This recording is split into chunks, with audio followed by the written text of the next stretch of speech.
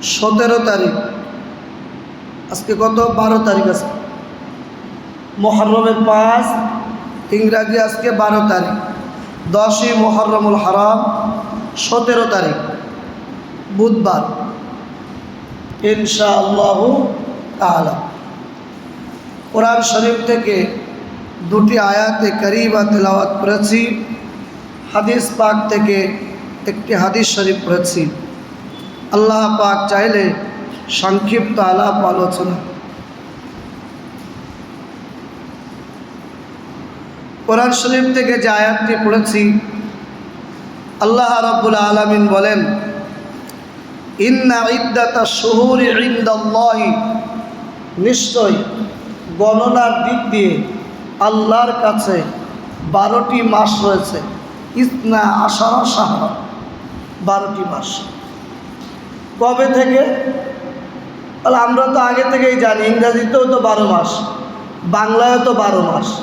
মাস তো আর 13টা হয়নি, 11টা হয়নি, 12টাও তো রয়েছে। কিন্তু আল্লাহর দেওয়া জিনিস কবেতে হয়েছে? ইয়াউমা খালাকাস সামাওয়াতি ওয়াল আরদ, যেদিন আল্লাহ আসমান এবং জমিনকে সৃষ্টি করেছেন, সেই দিন এই 12টি মাস নির্ধারণ করে রেখেছিলেন। কোথায়? ফি কিতাবিল্লাহি, আল্লাহর কিতাবে লাউহে মাহফুজে 12টি মাস চালু হয়েছিল। কবে? হিজরি সন ফারুকে আজম ওমর ফারুক রাদিয়াল্লাহু তাআলা আনহু জামানায়। আবু মুসা আশআরী রাদিয়াল্লাহু তাআলা আনহু বলেন, ওমর ফারুক রাদিয়াল্লাহু তাআলা আনহুকে সংবাদ দেওয়া হলো, খলিফাতুল মুসলিমিন, আমিরুল মুমিনিন, আপনি যে চিঠিপত্র লেখেন আপনার স্টাম্প হতে হয়, কিন্তু সরকারি স্টাম্পের পরে যেহেতু মাস তারিখ উল্লেখ নেই অসুবিধা হয়। সাহাবী হুজুরদেরকে ডাকলেন, মাশওয়ারা হবে। বিনা মাশওয়ারায় তার কাজ হয় না। বলে দিলাম মাতব্বারি করে একটা হয়ে গেল, হবে না, মাশওয়ারা করে কাজ হতে হবে। ওমর ফারুক সবাইকে ডাক দিলেন, বিভিন্ন মানুষ বিভিন্ন প্রস্তাব পেশ করলেন। ওমর ফারুক রাদিয়াল্লাহু তাআলা আনহু সমস্ত সব কিছু খণ্ডন করে বললেন, নবীজি সাল্লাল্লাহু আলাইহি ওয়াসাল্লাম যেদিন মক্কা থেকে মদিনা এসেছিলেন, ওই দিনেরকে আমরা সবাই বলি হিজরত, হিজরতে নববী। নবীজি মক্কা থেকে মদিনা এসেছিলেন, এখান থেকেই সাল গণনা শুরু হবে। মাস কবে থেকে শুরু হবে? কোন মাসটা আগে হবে?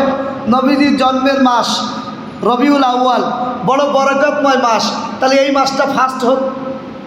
কেউ বললেন না, রমাদানুল মুবারক সব থেকে উত্তম মাস, রমজান মাসের উপরে মাস হয়, এই মাসটা প্রথম হোক। ওমর ফারুক রাদিয়াল্লাহু তাআলা আনহু যুক্তির ব্যানারে খণ্ডন করে বললেন, প্রথম মাসের নাম হবে মুহররমুল হারাম। 4টে মাস হারাম মাস। হারাম মানে সম্মানিত মাস। হারাম মানে ওই হারাম না, হারাম মানে সম্মানিত। সম্মানিত মানে যাকে সম্মান করা হয়, যাকে রেসপেক্ট করা হয়, তার দিকে বলো বেকা নজরে তাকালি হবে না। তাহলে সম্মানটা কই হলো? তাহলে হুজুর তোমার দিকে বিরাট সম্মান করি, পিছনে পিছনে তোমার একটু দুর্নাম গায়, আরে কি সম্মান করে? সম্মান তো সামনে দেখলে আসসালামু আলাইকুম, ও হুজুর ভালো আছেন, মোসাফা করি, আপনি আমাদের ইমাম সাহেব, আর পিছনে পিছনে কি বাস, এনা সম্মান। সম্মান মানে বেকা নজরে তাকালি হবে না। এই মাসগুলো বড় সম্মানিত মাস। এই মাসে যেন কোনো রকমভাবে গুনার কাজ যেন না হয়, সার্বজনীন গুনাহ।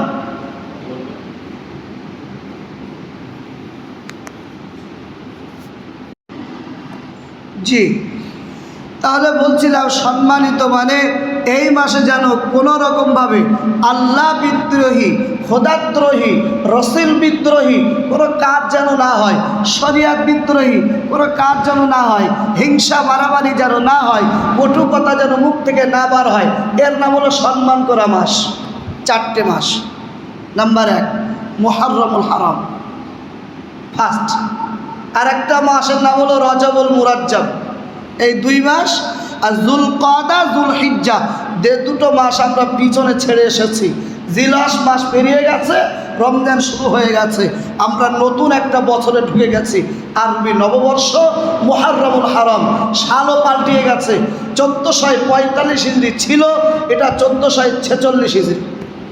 এই কথাগুলো বলার কারণ কি? আমরা স্বাভাবিকভাবে একজন বাঙালি হিসাবে অনেকেই, বেশিরভাগ মানুষ বাংলা তারিখ, বাংলা সাল সম্পর্কে জানি, তাও আর আস্তে আস্তে লোক ভুলে যাচ্ছে দিনে দিনে। জিএসটি আর বলতে পারবে না, জ্যৈষ্ঠী মাস না আষাঢ় মাস আর পারবে না। যারা বুড়ো বুড়ো লোক ওরা পারবে, জন ছেলেবেলে জিএসটি পারবে না। আর খেয়াল রাখে না কেউ ক্যালেন্ডার। হ্যাঁ, ইংরাজি ক্যালেন্ডারটা সবাই খেয়াল রাখে।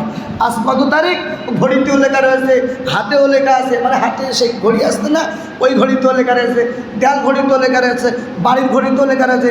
স্কুল চলে ওই টাইমে, মাদ্রাসা চলে ওই টাইমে, প্রতিষ্ঠান চলে ওই টাইমে, সবাই ইংরাজি হিসাব করে। ওই জন্য বাংলা আস্তে আস্তে সব মিশে যাচ্ছে, আর আরবি তো মাশাল্লাহ খবরই নেই। ওই জন্য আমি জুমায় জুমায় একটু বলে দিই যে আল্লাহর বান্দারা যেন জানে এটা 1446 হিজরি, এটা প্রথম মাস মুহররমুল হারাম, নববর্ষ। তাহলে একটু গান বাজাতে হবে না? এই পাড়ার ছেলেরা আলহামদুলিল্লাহ খুব ভালো। আমি যখন প্রথম এসেছিলাম, প্রথম জুম্মায় জানুয়ারি সম্পর্কে বলেছিলাম, খবরদার যেন পাড়ায় কোনো গান বাজনা না চলে। আমি শুনিনি অন্তত, ওরা চালাতে পারবে না, আমার কান পর্যন্ত আসেনি, বাকি আমি জানিনি, লোকের নামে দোষ দেবো কেন? তারপরে তো আর কোনো বছরে গান শুনিনি, জানুয়ারির গান শুনিনি, আলহামদুলিল্লাহ। অন্য পাড়ায় দেখেছি, বড় দুঃখ লাগে, না বলেও পারিনি। কবরস্থানের সামনে বক্স চালিয়ে, ডিজে বক্স চালায়, ডিজে বক্স কোথায় চালায়? কবরস্থানের সামনে। এবার এই তোর বাপ ওখানে শুয়ে থাকবে, তোর মা শুয়ে থাকবে, তুই সেখানে গান চালাচ্ছিস, এটা দোয়া পড়ে দিতে পারিস নি তুই? সেখানে তো এটা ডিজে গান বাজে চালাচ্ছিস। একটা মসজিদের সামনে, যেখানে আমাদের হিন্দু ভাইয়েরা গেলে, অমুসলিম ভাইয়েরা গেলে স্যালুট জানায়, ওদের ভাষায় ওরা স্যালুট জানায়, একটু হাত দেখায়, আর আমার মুসলমান ছেলেটা মসজিদের সামনে দিকে বক্স চালাচ্ছে। তো এই পাড়ার ছেলেরা না, আলহামদুলিল্লাহ এই পাড়ার ছেলেগুলো ভালো, অন্য পাড়ায় তো এটাও সেই মুহররমুল হারাম। দেখেন মুসলমানরা নিশ্চয় না, না আমরা ওই ভাষায় এ করি না। আমাদের করণীয় কি এই মাসে? আমাদের নবীজি শিখিয়ে দিয়ে গেছেন কি করণীয়। আফজালুস সিয়ামি বাদা রমাদান, রমজান মাসের পরে সব থেকে উত্তম রোজা শাহরুল্লাহিল মুহররম। এই আমাদের করণীয়। রমজান মাসের পরে, রমজান মাস তো সব থেকে গুরুত্বপূর্ণ রোজা, ওই রোজা তো ভাঙাই যাবে না। তবে রমজানের পরে সব থেকে গুরুত্বপূর্ণ রোজা হলো মুহররম মাসের রোজা। কটা রোজা রাখবো হুজুর? আল্লাহর পাক নবী সাল্লাল্লাহু আলাইহি ওয়াসাল্লাম মক্কা থেকে মদিনায় আসলেন। মদিনার সাহাবীরা বলছেন, ইয়া রাসূলুল্লাহ, মদিনার ইহুদিরা, নাসারারা ওরা ইয়াউমে আশুরার দিন, 10ই মুহররমুল হারামের দিন ওরা রোজা পালন করে। কেন ইহুদিরা রোজা পালন করবে কেন? এই দিন মূসা আলাইহিস সালাতু ওয়াস সালাম ফেরাউনের হাত থেকে নাজাত পেয়েছিলেন। ফেরাউনকে এই দিনে ওই পানিতে চুবিয়ে চুবিয়ে আল্লাহ মেরেছিলেন। আর মূসা আলাইহিস সালাতু ওয়াস সালাম সদল বলে দরিয়া পার হয়ে চলে গিয়েছিলেন, নাজাত পেয়েছিলেন। সেই খুশিতে ওরা ইয়াউমে আশুরার দিন রোজা রাখে। নবীজি বললেন, ওদের থেকে আমরা মূসা নবীকে বেশি ভালোবাসি, সুতরাং আমরা একটা রোজা করব না, আমরা এবার থেকে 2টো রোজা করব। হয় 9-10, না হলে 10-11। 9-10 মানে মঙ্গলবার বুধবার, 10-11 মানে বুধবার বৃহস্পতিবার। তবে এটা নফল রোজা, সুন্নত রোজা, যদি কেউ না রাখে অসুবিধা নেই, তবে যদি রাখে সে যেন 2টো রাখে। করণীয় বলতে এইটাই, আর বেশি করণীয় নেই। কি করবো মুহররমে? এই করো। নাম্বার 2, নবীজি বলেছেন সাধ্য অনুযায়ী যে যেমন পারক ব্যক্তি, সবাই বড় লোক হবে এমন মানে না, আবার সবাই গরিব মানুষ হবে এমন না। গরিব থাকবে, মধ্যবিত্ত থাকবে, ধনীও থাকবে, যার যেমন সামর্থ্য অনুযায়ী নিজের পরিবারের লোকের না, নিজের পরিবারের উপরে খরচ করবে, খাওয়াবে ভালো, ওরাবে ভালো, রান্না বান্না ওই দিন ভালো হবে। আল্লাহ রাব্বুল আলামিন ওই পরিবারকে সারা বছর খুশহাল রাখবেন, সারা বছর ভালো রাখবেন। করণ এটা করতে হবে আমাদের। তাহলে ওই যে হুজুর হাসান হোসেনের গল্প ওটা বললেন না? বলবো তো, বলবো না মানে? আগে মুহররমটা শোনাই। কিছু অলৌকিক ঘটনা আল্লাহ এই মাসে করে দিয়েছিলেন।